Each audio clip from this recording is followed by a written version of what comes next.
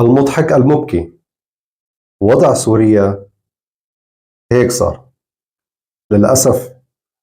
هيدا التسمية هلأ حاليا اللي فينا نحن نسميه، والسبب ما بنعرفها تحرير ولا حرية ولا احتلال.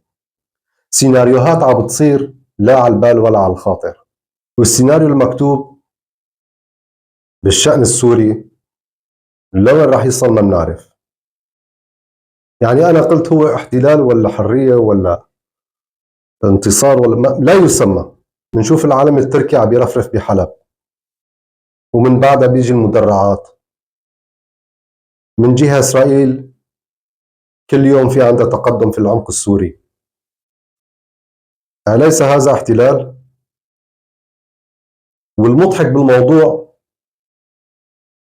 إنه الشعب السوري في قسم عم يهلل لأبو بلال، للرئيس التركي، مبسوط بالاحتلال، مشتاق لزمن العصملي اللي أجدادهم كانوا يحكوا لهم شو صار شو كيف.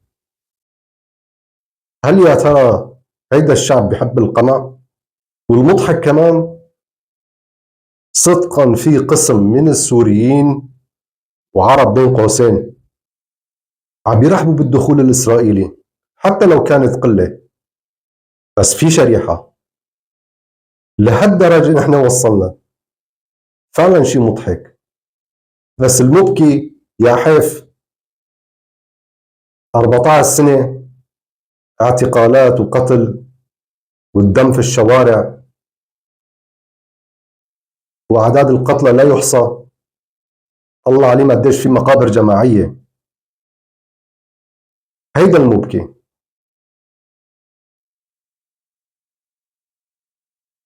بس إلى متى وكيف وشلون المشهد رح يختتموه بالوضع السوري؟ صدقا صار في صعوبة بالموضوع الشخص يفهمه، أو حتى الرأي العام بالمجتمع المدني السوري، وحتى على صعيد الشخصيات السياسية. نعرف كلياتنا السيناريو بإيد مين، ولكن مثل هالسيناريو ما شفنا لا تاريخيا ولا في الحاضر ولا في المستقبل. بتوقع يكون في هيك شيء. من أصعب السيناريوهات والمشاهد اللي عم نشوفها هلا حاليا في سوريا من 14 سنة لهذا اليوم. شو بده يصير بعد ما بنعرف، بس نحن بنتمنى هيدي الحرب توقف وبكفي قتل الشعب، لأني تعب كتير كتير، وصل لمرحلة الانهيار.